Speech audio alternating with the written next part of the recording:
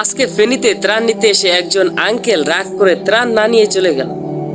ওনার রাগ করার কারণ কি ছিল সেটা অবশ্যই শুনে যাবেন।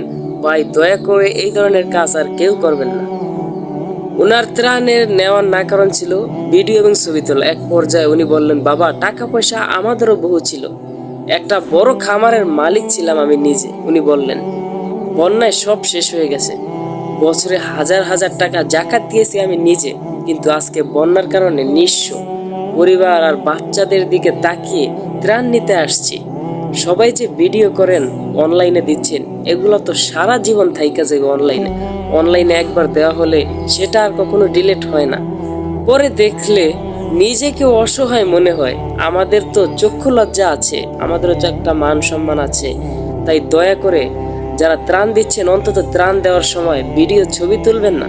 ত্রাণ নিতে আসা অনেকেই বহু টাকার মালিক ছিল, আর এমন একটা পরিস্থিতি হতে পারে আপনি একটা সময় এরকম হাত পাততে পারেন ত্রাণের জন্য।